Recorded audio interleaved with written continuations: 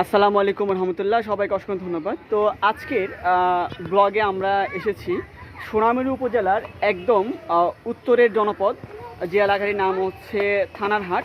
তো থানারহাটের পরে আরেকটি বাজার আছে, যে বাজারটির নাম হচ্ছে জনতা বাজার। তো আমি এই মুহূর্তে থানারহাট বাজারে অবস্থিত যে খালটি রয়েছে, এই খালের যে বাস্তবিক অবস্থা আপনাদেরকে একটু দেখাচ্ছি। আমরা রেগুলার বিভিন্ন খাল নিয়ে আমরা কাজ করি। তো আজকে আমরা থানারহাট বাজারের উপরে যে খালটি রয়েছে, এটি অনেক ঐতিহাসিক একটি খাল। একটা পর্যায়ে একটা সময় এখানে আপনার অনেক বড় বড় নৌকা এবং অনেক যানবাহন চলতো এই খাল দিয়ে। এবং এই যে দেখুন এই খালের অবস্থা। তো এই হচ্ছে সেই খাল। এটি অনেক লম্বা একটি খাল, যে খালটি যে বড় খাল রয়েছে আমাদের যে সোনারমুড়ির যে বড় খাল, ওই বড় খালের অর্থাৎ নদনা খালে গিয়ে এই খালটি গিয়ে মিশেছে। তো আমরা এখন যা দেখতে পাচ্ছি, খালের অবস্থা খুবই দুর্বিষহ। গত 2024 সালে যে বন্যা হয়েছিল, ওই বন্যায় আমরা দেখতে পেয়েছি একটি বিধ্বংসী অবস্থা।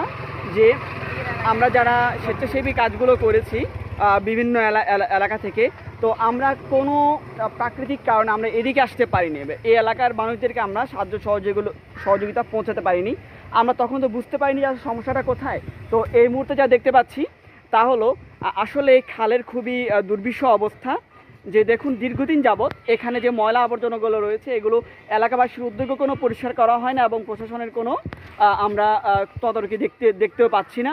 তবে এটুকু শুনি যে পানি উন্নয়ন বোর্ডের আওতাধীন বিভিন্ন সময় বিভিন্নভাবে আপনার এই খালটি পরিষ্কার করার জন্য বরাদ্দ হয়েছিল বা বরাদ্দ হতো, কিন্তু এই খালের এতটাই দুর্ভাগ্য যে এখানকার পরিষ্কারের জন্য আপনার সে বরাদ্দগুলো আসতোই না। তো বিষয়টি আসলে খুব দুঃখজনক। তো এলাকার মানুষজন অনেকে আপনার প্রবাসী, দেশের বাইরে থাকে বিধায় তারা এই বিষয়গুলোকে খুব একটা মনোযোগ দেয়নি। কারণ তারা নিজেরা আগে থেকে এলাকার জন্য কাজ করে করে তারা অনেক ক্ষেত্রে তাদের ভারসাম্য তারা ক্লান্ত এবং পরিশ্রান্ত। কিন্তু তাদের মনের মধ্যে আসলেই এলাকার জন্য কিছু ভালো কিছু করার জন্য অন্তর থেকে তারা চায়, কিন্তু কোনো এক কারণে তারা আসলে সেটা পারছে না। সেটা হয়তো বা প্রশাসনিক ব্যর্থতা অথবা অন্য কোনোভাবে সেই ব্যর্থতাগুলো দেখতে পাচ্ছি।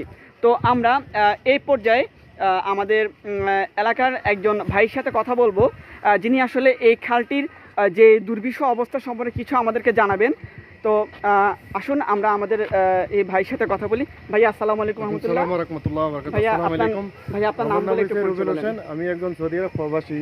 তো এই খালটাও দীর্ঘদিন যাবৎ বিগত 10 বছর থেকে এটা সরকারি কোনো প্রশাসনিক বা কোনো বাজেট আসলে এখান থেকে পর্যন্ত আসি পৌঁছে না।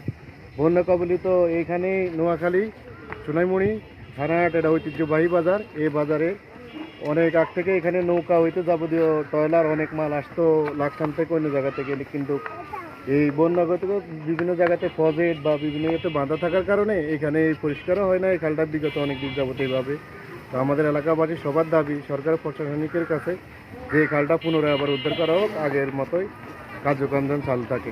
ধন্যবাদ সবাই আপনাকে। ধন্যবাদ ভাইয়া, আপনাকে অসংখ্য ধন্যবাদ। তো আমরা এখন জানলাম যে আসলে এই খালটি নিয়ে আমাদের এলাকাবাসীর যে চিন্তাভাবনা। তো এলাকাবাসী চায় যে তাদের এলাকার এই দুর্বিষহ অবস্থা থেকে তারা মুক্তি পাওয়ার জন্য আমরা ঊর্ধ্বতন কর্তৃপক্ষকে আকুল আবেদন করে জানাচ্ছি যে আপনারা দ্রুত এই ব্যবস্থাটি নেবেন। এবং এই থানারহাট বাজারটি একদম প্রান্তিক এলাকা। এখানকার মানুষ এবং তারা খুবই কষ্ট করে জীবন ধারণ করে। তো তাদের এলাকার একটি জোর দাবি যে এই খালটি এবং বাজারের যে অবকাঠামোগুলো উন্নয়ন করা আছে সেগুলো যাতে উন্নয়ন হয়। তো সবাইকে অসংখ্য ধন্যবাদ জানিয়ে ঊর্ধ্বতন কর্তৃপক্ষকে আবেদন জানাচ্ছি যে দ্রুত আপনারা এই খালটি পরিষ্কার করার ব্যবস্থা নেবেন। এই বলে আমি আমার ব্লগ এই মুহূর্তে শেষ করছি। ধন্যবাদ। আসসালামু আলাইকুম রহমতুল্লাহ।